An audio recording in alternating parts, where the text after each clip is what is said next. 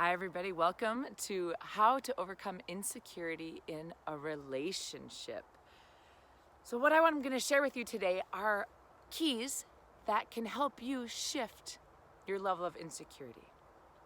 Ways that you can feel more confident, ways that you can break through the challenges that you are struggling with in your relationship. The biggest challenge with insecurity is that we feel unwanted, unloved, or perhaps not good enough to have that other person. My name is Dawn Bennett, and I've been helping people heal for 23 years. I'm an emotional freedom techniques, also known as tapping practitioner. So I'm really excited to share with you some of the keys and the tools that you can use to overcome this insecurity. Because have you ever felt insecure in a relationship? I'm assuming you have because you're watching this video. The best way to really understand your insecurity is sit down with it and allow yourself to feel it and track it. What is going on with you personally? So in other words, is the insecurity coming from something deeper inside? Many of us are insecure because when we were taught when we were young that we had to perform a certain way to be valuable or to be loved. If we weren't a good girl or a good boy, or if we didn't get A's in school, or we weren't good at sports, like our love was conditional. And it's not that our parents or our guardians or our role models told us that, but it came in through the way in which we were interacted with.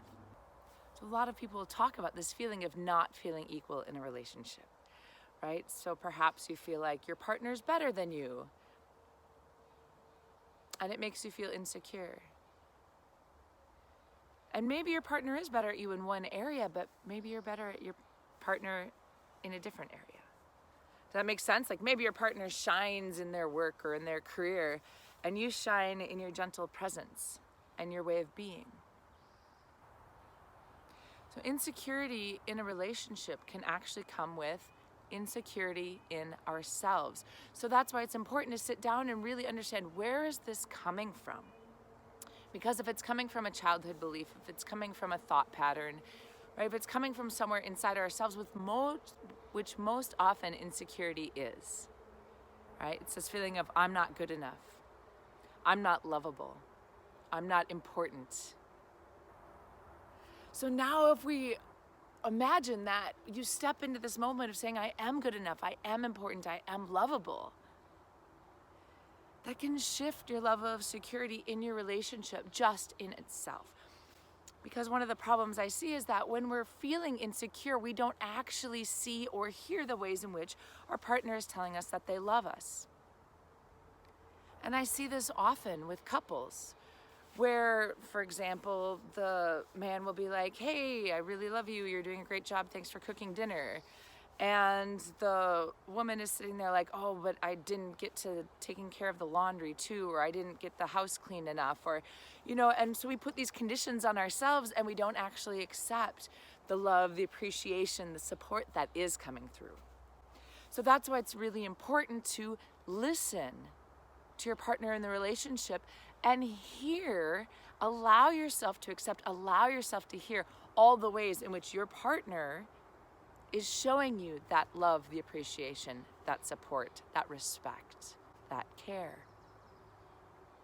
And they may not say it out loud. If you're familiar with the Love Languages book, some people show appreciation and love and care through time, some through touch, some through gifts, some through acts of service.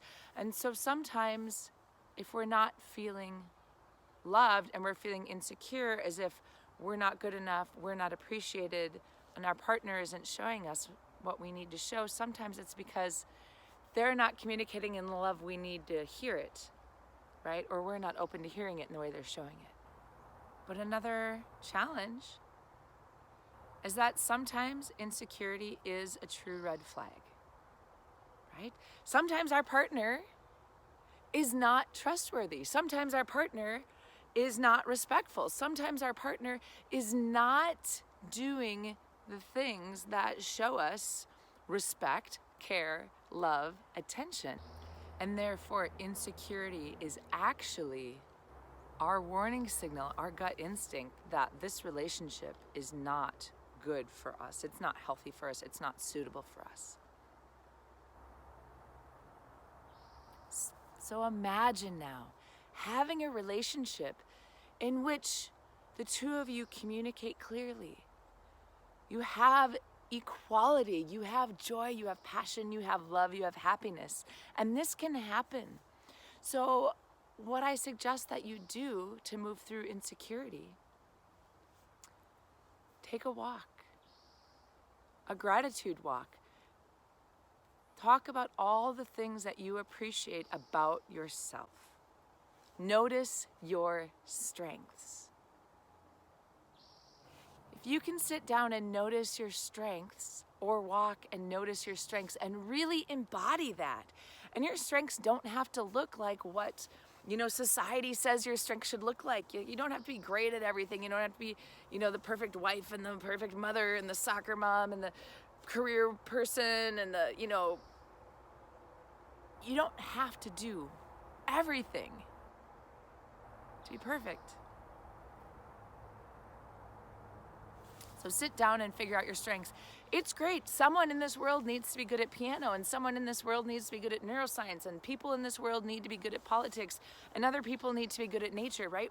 We all balance each other out. We can't be good at everything, and that's okay. So look at your insecurity and challenge it. When your brain says, I'm not good enough, they're better than me. Challenge that for yourself and employ the help of someone like an emotional freedom techniques practitioner. Do some yoga, do some meditation. Find resources that help you find the strength in yourself. Counseling, therapy. It doesn't matter which avenue you choose. Choose one that feels right for you, that fits you, that suits you, that helps you grow, that helps you step into your own power. Because insecurity in a relationship is often that insecurity within ourselves. So imagine now that you feel so good about yourself, that you feel so confident in the way that you move, or the way that you look, or the way that you communicate, or the way that you whatever.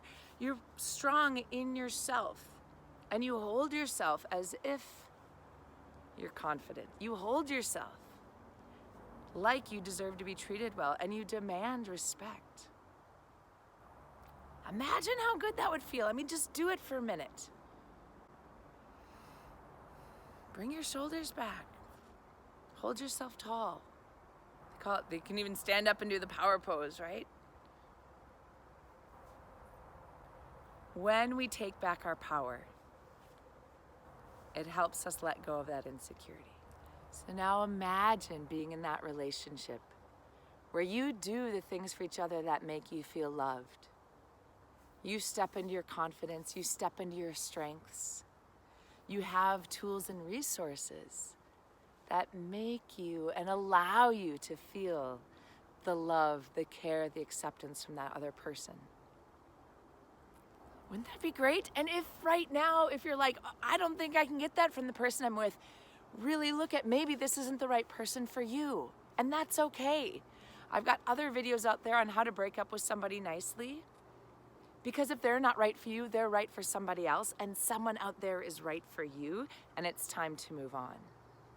Because no one deserves to struggle through a relationship just because they think there's nothing better out there. I'm not saying jump out of a relationship every time there's a struggle. That's not what I'm saying either, right? But you can have the confidence, the love, the joy, and the happiness in your relationship that you deserve. So in summary, do things that make you feel great, that make you feel strong, that make you feel powerful. Get support from an emotional freedom techniques practitioner, a therapist, a counselor, a yoga instructor, an energy worker, like whatever feels right for you, a good friend. But someone that can actually support you through changing and stepping into that feeling of confidence, or who can reflect back with you, is your lack of confidence in the relationship Is your insecurity in the relationship valid because it's not a good fit in your partnership?